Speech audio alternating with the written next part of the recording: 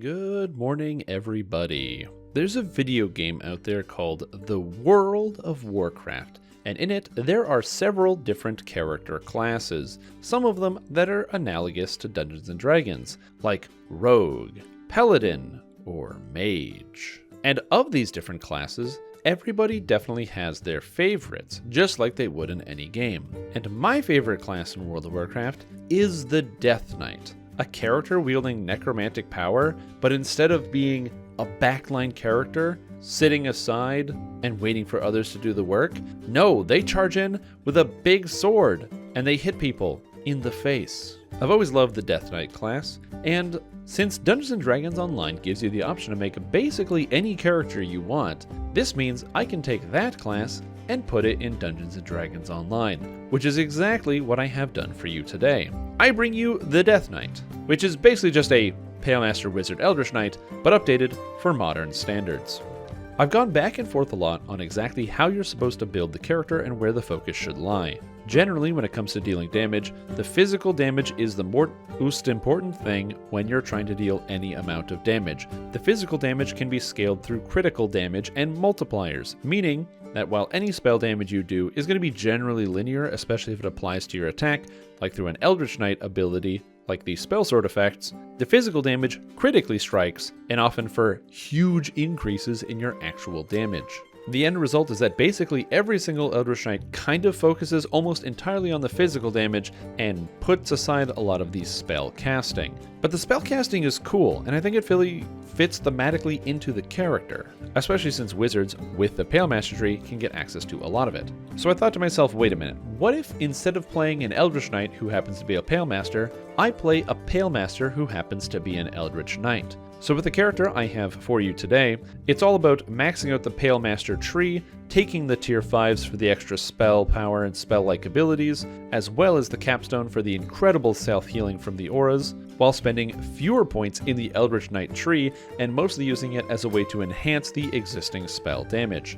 And the answer was, it was extremely fun to play. You see, there's an effect in this game called Offhand Versatility, and what it does is while single weapon fighting, if you have an orb or a rune arm in your offhand, whenever you Vorpal strike an enemy, which is to roll a 20, all of your spells are guaranteed critical hits for 5 seconds. Now usually, if you're playing as a pure Eldritch Knight, you might throw out a damage spell, but your spell is often not going to hit that well. Maybe your DCs aren't as high because you're focusing more on the physical damage than the spell casting stuff. You won't have as much spell power, so sure, it will crit, but it's not that big of a deal. But when you focus on the Pale Master first, well, you have the spell Necrotic Blast. And automatically critting on Necrotic Blast is very good because it does an extremely high amount of damage. And when you get even higher, what if you took the Draconic Incarnation Dragon Breath? And automatically critically striking Dragon Breath is pretty good. But we can take this one step further through a concept called snapshotting. Basically, when you cast an effect that has a duration, this effect contains all of the stats on your character when you cast the spell for the whole duration. Which means, let's just say, for as a simple example, if I have no spell power, and I put on a scepter that gives me 100, if I cast the spell, and then I take the scepter off, if my spell lasts for a minute, for the whole minute, the spell thinks I have 100 spell power, even if I'm not using the scepter, because it snapshots my exact stats when I cast the spell. And Pale Masters get 2 Death Auras. A Death Aura as a 4th level spell at level 7, and another one as their capstone.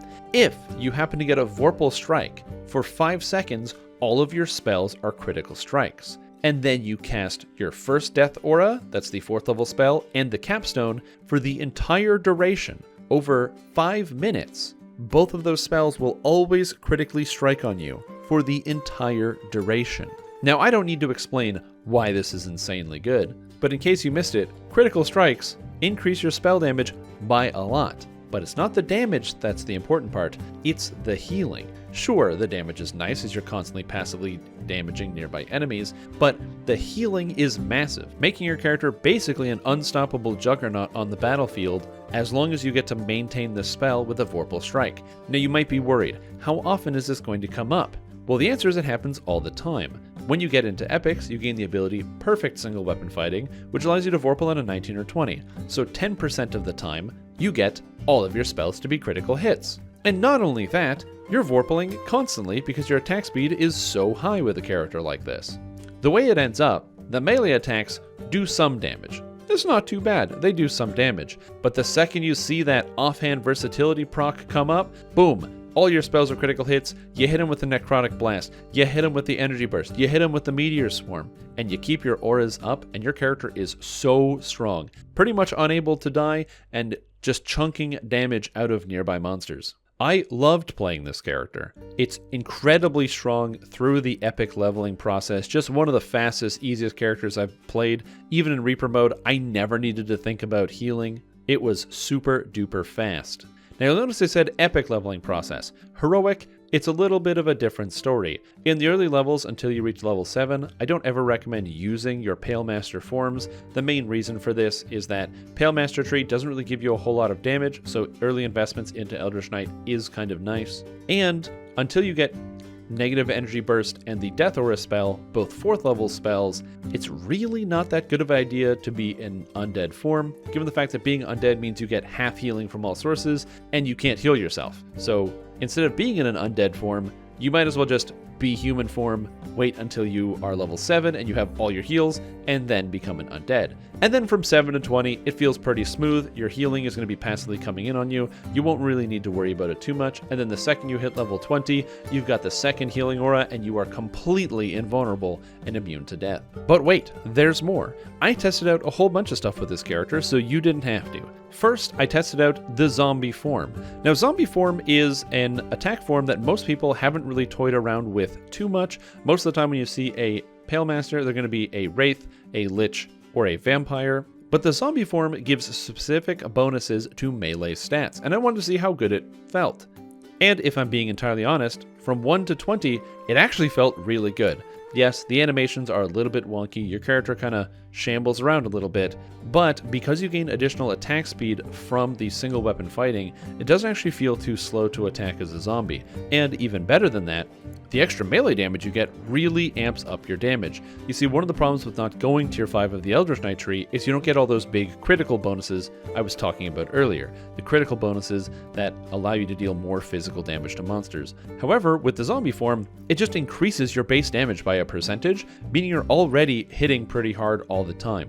As a result, I actually found the zombie form was quite useful for pretty much the entire leveling process. It wasn't until Epics that I decided to swap into the Wraith form because I was able to specialize a little bit harder into some of the spellcasting. So overall, with this character, zombie form was the form I used, and it is actually the form I would recommend. If you didn't want to use zombie form for leveling, I would recommend Lich form instead, although the Wraith form does overtake once you reach level 20. Once you have more spellcasting and spellcasting ability, then the Wraith form becomes a little bit better defensively, but zombie form was very good. And the second thing is epic destinies. Now, Eldritch Knights have a lot of different options, and traditionally I would recommend that any Eldritch Knight should go into the Fatesinger tree. I think that Fatesinger is pretty much just too good to pass up on an Eldritch Knight, since you get added elemental damage when you hit monsters with the Sword Sings ability, and you get so many points of universal spell power and attack rating. Like, there's just so many good options here in the Fatesinger tree. But the tree that surprised me the most was the Magus of the Eclipse. The mantle from Magus is called Frostlight, and it reduces the damage you take from negative and cold damage. It's not bad, but it gets upgraded so that it has an aura dealing nearby damage to enemies in the form of cold and negative damage. These are very easy spell powers to scale, and the damage is quite substantial. So now if we count it out, you have the damage from the mantle and 2 separate auras passively damaging all monsters. All of this is very good, but it continues to get even better. Not only are you still attacking stuff and also still casting your spells, but later on in the tree, you get an effect which is your anti-magic aura, where effectively, whenever you damage a monster, you have a high chance to strip all of its magical protections and rendering it unable to cast spells or do any attacks. Now, the way that this effect works is it's every time you interact with the monster. This includes your melee attacks or either of your auras affecting it or your frostlight mantle affecting it, which means constantly you're hitting monsters with this spell effect and potentially stripping away all of their spell-like abilities, all of their spells, all of their magic, any defenses that they have, and it is unbelievably useful. It came up so often, I just felt like I was an anti-magic god running around just stripping all the magic away from people because of all these passive effects. On top of that, once you actually get to level 30, you pick up Moon's Shadow, which is an extremely high damage single target spell, dealing like 1 billion negative damage, and you get it to crit every time because you just make sure you only use it once you get your auto crit, because it's got a cooldown of 18 seconds and your auto crit has a cooldown of 20 seconds, so it works out. Or alternatively, if you want to have some cold damage instead, you can go with 0 Degree Comet, which gives you a whole bunch of cold damage, so you kind of balance your cold and negative. And then finally, you get to pick up Time Stop, which is the best damage effect in the entire video game. It literally stops time, and if you use it on a boss or a raid boss, it makes them count as helpless, so everyone just starts absolutely trucking them. Time Stop is awesome in any raid group or any high difficulty group, higher reapers and that sort of thing, and the problem is, it's something you don't see very often, as there's not a lot of builds that synergize perfectly well with everything that Magus of Eclipse has to offer. But this character is unique. You don't really need the damage from the other trees, and Magus of the Eclipse just fills up exactly not only what you need from the Null Magic Strike, your Frostlight Mantle, and all the other stuff that you can do, but the Time Stop on top of that is the icing on the cake that makes this your valuable member of any group no matter what happens. Overall, the Pale Master Eldritch Knight has been an absolute blast to play, and I can't recommend it to anyone enough. It was fun, it was easy, and I think you will have a great time. Now, if it's your first time playing through, I would recommend going through the game on Elite difficulty just to get started. Your healing is quite good even into Reaper mode, but it takes a little bit of practice, so get started on Elite difficulty. If you feel comfortable, move up the difficulty, but if you feel like you're getting hit too hard, you can't keep up on your healing, move back down and just kind of learn the skills a little bit better. But once you get into that level 20, oh my goodness gracious, there is nothing that will slow you down. Now let's pass it over to me with the build. Becoming undead yourself, or tearing apart the undead with necromantic magic. That is exactly what the Pale Master is for. Now, as you can see, I've got my kitty cat here, and I'm also wielding a sword. This character is a combination Pale Master Eldritch Knight, which means intelligence and constitution. That's pretty much it. This is a pure wizard here. Tabaxi gives me access to like evasion and stuff, so it's not too bad. Character's got some defenses, although don't pay too much attention to the numbers because for the most part, the character is heavily influenced by all the past lives that this thing has. However, key takeaways is that Pale Master is very, very strong at pretty much all areas of the game, and will continue to carry you through the end game. And that's pretty much the reason why I wanted to go with the Eldritch Knight version as well, is I like melee, and there's some cool synergies you got going on. As far as skills go, they don't really matter. I had too many. Its spellcraft is important. Heal, usually I wouldn't take this, but you're a wizard, so you have extra skill points, so it's 11 spell power, I guess. Search is nice for searching doors when you get more intelligence. And then I took Repair, because, I don't know, I took Haggle, because I want to get some money. So you're a lot of flexibility. Just make sure you have Use Magic Device as well, because Use Magic Device is useful at pretty much every stage of the game. As far as the feats go, this character is a Eldritch Knight, which means I need the melee feats, so we have the single weapon fighting line and offhand versatility. On top of that, I also grabbed meta magic feats with my wizard past lives, or not wizard past lives, wizard bonus feats. So I got Quicken, Maximize, Extend, and Empower. I started with Maximize at 1 just for any spell-like abilities I had, because you do get the spell-like ability out of the Pale Master tree right away, and it is helpful for leveling, with Extend spell kind of being useful for keeping your auras and stuff going for a longer period of time. And then as far as actual specific spellcasting feats, I only went for the greater spell focus necromancy. All the other spell focus I don't think is as important. I think when the update for level 32 comes out, you'll want to maybe throw in epic spell focus necromancy, so then you can take the extra spell focuses, maybe. But this character also kind of fits with the whole single weapon fighting, 2 weapon fighting if you want to go with the bastard sword or something, so you have a lot of flexibility. A key thing I want to point out is I did not take Improved Critical. If you wanted to take Improved Critical on this character, you'd have to wait until level 21 probably to be able to take it, and I did not. I didn't take the feat here. However, if you did want to, you could easily swap out probably Master of the Dead for Improved Critical. Improved Critical lets you be a little bit more picky and choosy. You're not reliant on a keen weapon like my character currently is, and Master of the Dead It doesn't work on Death Aura and Greater Death Aura. It only works on Negative Energy Burst, because Death Aura and Greater Death Aura don't appear to have a maximum cast level on their spells. So it doesn't work on those spells. Now, it is nice for Negative Energy Burst. Is it necessary? No, probably not. I would probably take Improved Critical here instead of Master of the Dead. And I also took Intensify because I didn't need the DCs here. For if you're building this, if you have a low life character, I would take Embolden instead of Intensify. As you're moving through epics, which is kind of important. As far as the epic spell power feats, I took Epic Negative, and then Destiny feats, Arcane Warrior, and Perfect Single Weapon Fighting, kind of maximizing that hybrid action going on. And then I took Scion of the Shadowfell. It gives negative amp, it gives spell power, it gives the spell crit, and it gives the DCs. It does everything basically that you want. You're mostly a spellcaster here. As far as spells, I say take the good spells and not the bad spells. And if you don't know what that means, basically, I'm going to put a link below to the tier list that I made for all the spells, so you can kind of get an idea from that. But in general, all the damage spells while leveling, have Fireball, because it's like pretty good. Ball Lightning while leveling is pretty good. Take the damage spells as you're leveling, and then once you move past those spells, now you can start swapping them out for some other stuff if you want.